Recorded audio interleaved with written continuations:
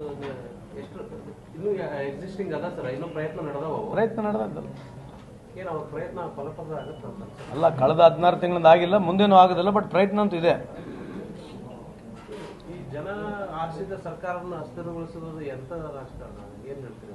ಅದ್ರಲ್ಲಿ ನಿಸೀಮ್ರಲ್ಲ ಅವರು, ಇಲ್ಲಿ ನಂಬರ್ಸ್ ಸ್ವಲ್ಪ ಜಾಸ್ತಿ ಇದೆ, ಸೊ ಹಂಗಾಗಿ ಭಾಳ ಸ್ವಲ್ಪ ಕಷ್ಟ ಬೀಳ್ತದೆ. ನಂಬರ್ಸ್ ಕಮ್ಮಿ ಆದರೆ ಭಾಳ ಈಸಿಯಾಗಿ ಮಾಡಿಬಿಡ್ತಾರೆ. MP ನಾಗ ಮಾಡಿದ್ರು, ಗೋವಾನಾಗ ಮಾಡಿದ್ರು, ಮಹಾರಾಷ್ಟ್ರನಲ್ಲಿ ಮಾಡಿದ್ರು, ಎಲ್ಲ ಸರ್ಕಾರಗಳು ಈ ಥರ ಮಾಡಿದ್ದಾರೆ, ಹೊಸದಲ್ಲ. DCM ಅವರು ಒಂದು ಸ್ಟೇಟ್ಮೆಂಟ್ ಮಾಡಿದ್ರು, ಒಬ್ಬೊಬ್ಬ ಶಾಸಕರಿಗೆ 50 ಕೋಟಿ ರೂಪಾಯಿ ಕೊಡಲಿಕ್ಕೆ BJP ಇದು ಮಾಡ್ತಾ ಇದ್ದಾರೆ. ಅದೇ ಹೇಳ್ತಾ ಇದ್ದೀವಲ್ಲ, ಸೊ ಈ ಥರದ್ದು ಹೊಸ್ದಾಗೇನಲ್ಲ. ಸೊ ಕಳೆದ 16 ತಿಂಗಳಿಂದ ಇದನ್ನೇ ಪ್ರಯತ್ನ ಮಾಡ್ತಿದ್ದಾರೆ.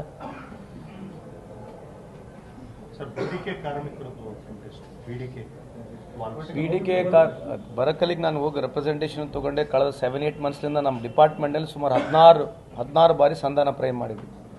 ಏನಾಗುತ್ತೆ, ಯಾವಾಗ ಮಾಲೀಕರ ಜೊತೆಗೆ ಆಮೇಲೆ ಕಾರ್ಮಿಕರ ಜೊತೆ ಡಿಫ್ರೆನ್ಸ್ ಬಂದ ಸಂದರ್ಭದಲ್ಲಿ ಪ್ರಾವಿಷನ್ ಇದೆ ನಮ್ಮಲ್ಲಿ, ಆ್ಯಕ್ಟ್ ಬಿಟ್ಟು ನಾವು ಮೇಲೆ ಹೋಗೋಕ್ಕಾಗೋದಿಲ್ಲ. ಸೊ ಸಂಧಾನ ಮಾಡೋಕ್ಕೆ ಪ್ರಯತ್ನ ಮಾಡಿದ್ವಿ. ಅವ್ರು 41 ಜನಕ್ಕೆ ಅವ್ರು ಟ್ರಾನ್ಸ್ಫರ್ ಮಾಡಿಕೊಟ್ರು ಬೇರೆ ರಾಜ್ಯಕ್ಕೆ.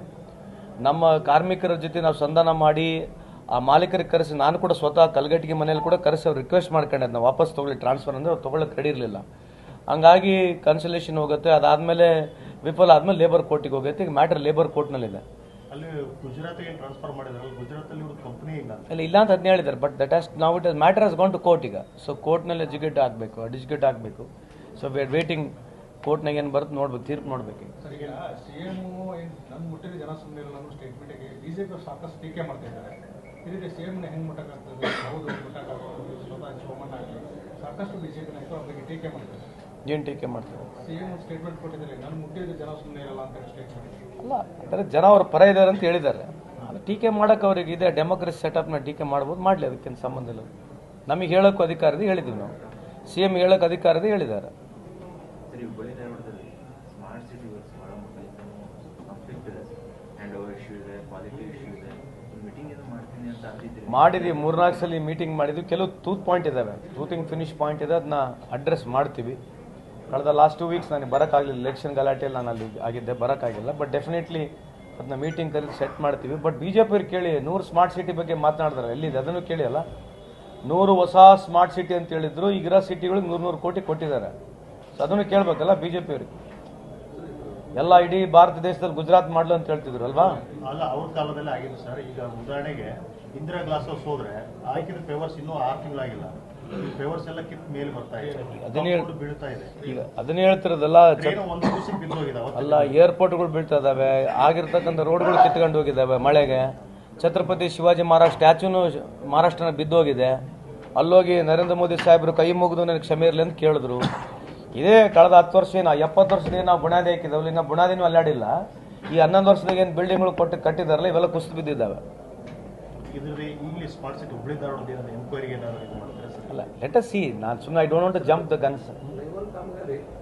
ಪೊಲೀಸರು ಡೆತ್ ಆದ್ಮೇಲೆ 2 ತಿಂಗಳು ಚಲೋ ಆಗಿದೆ, ಚಾಲು ಮಾಡಿ. ರಿಲೀಸ್ ಆಗಿರೋ ಈಗ ಕೋವಿಡ್ ಅಂತ ಅಲ್ಲ, BJP ಯಾಕೆ ರಿವೆಂಜ್ ಯಾಕೆ? ನೀವು ಯಾಕಂದ್ರೆ ನಮ್ಮ ಎಲ್ಲ ಅಲ್ಲ, ಹಗರಣ ಆಗಿರೋದು ನಿಜ ಇದೆ ಅಲ್ಲ. ಇವ್ರು ಯಾರು ಯತ್ನಾಳ್ ಸಾಹೇಬ್ರು ಹೇಳಿಲ್ಲ ಆಗಿದೆ ಅಂತ ಹೇಳಿ ಹೇಳಿದ್ರಲ್ಲ, ಯತ್ನಾಳ್ ಸಾಹೇಬ್ರು ಹೇಳಿದ್ರಲ್ಲ. ಮತ್ತು ಅವ್ರ ಪಕ್ಷದ ಶಾಸಕರೇ ಹೇಳಿದ್ರಕ್ಕಂತ ಮುಖಂಡರುಗಳು ಹೇಳಿದ್ಮೇಲೆ ಮತ್ತೆ ಅದರ ತಪ್ಪೇನಿದೆ? ಆಮೇಲೆ ಜಸ್ಟಿಸ್ ಕುನ್ನೋರ್ ರಿಪೋರ್ಟ್ನ ಅವ್ರು ಚಾಲೆಂಜ್ ಮಾಡಲಿಲ್ಲ, ಯಾರು ಬೇಡ ಅಂತ ಹೇಳಿದ್ದಾರೆ? ಚಾಲೆಂಜ್ ಮಾಡೋಕ್ಕೆ ಅವಕಾಶ ಇದೆ ಅಲ್ಲ. ಅಂದ್ರೆ ಏನು, ಅವ್ರ ಮೇಲೆ ಏನು ಯಾವುದು ಕಮಿಟಿ ಕುಂದರ್ಸ್ಬಾರ್ದು, ಕಮಿಟಿ ಅವ್ರು ವಿಚಾರಣೆ ಮಾಡಬಾರ್ದ ಏನು ಮಾಡಿದಾರೆ ಅಂತೇಳಿ? ಹಾಂ, ಅದೇ ಈ ಥರ ಮಾತನಾಡ್ತಾರಂತಂದ್ರೆ ಮತ್ತೇನು ಡೆಮೋಕ್ರೆಟಿಕ್ ವ್ಯಾಲ್ಯೂನಾಗ ಏನು ಬಂತು? ಪ್ರಹ್ಲಾದ್ ಜೋಶಿ ಸಾಹೇಬ್ರು ಈ ಥರ ಮಾತನಾಡಿರ್ತಕ್ಕಂಥ ಸರಿಯಲ್ಲ.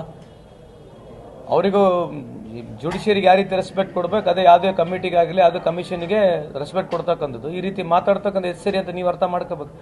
ಧಾರವಾಡ ಜಿಲ್ಲೆ ಜನರು, ಪ್ರಜ್ಞಾವಂತ ಮತದಾರರು, ಕರ್ನಾಟಕ ಜನ ಯೋಚನೆ ಮಾಡಬೇಕು. ಈ ರೀತಿ ಮಾತುಗಳಿಗೆ ಎಷ್ಟು ಸರಿ ಎಷ್ಟು ತಪ್ಪು ಅಂತೇಳಿ ತಾವು ಆಲೋಚನೆ ಮಾಡಬೇಕು.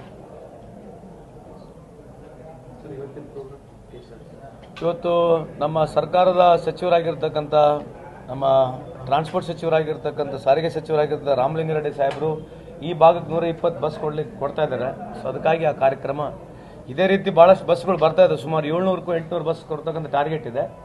ಆಲ್ರೆಡಿ ಭಾಳಷ್ಟು ಬಸ್ಸಸ್ಗಳು ಬಂದಿದ್ದಾವೆ. ಇದು ಒಂದೇ ಸೆಟ್ ಆಗಿ 120 ಬಸ್ ಬರೋದ್ರಿಂದ ಇವತ್ತೊಂದು ಕಾರ್ಯಕ್ರಮ ಮುಖಾಂತರ ಜನಕ್ಕೆ ಅರ್ಪಣೆ ಮಾಡ್ತಾ ಇದ್ದೀವಿ. ಸರ್ LRT ಏನಾದ್ರು ಪ್ರೋಗ್ರೆಸ್ ಆಗಿದೆ?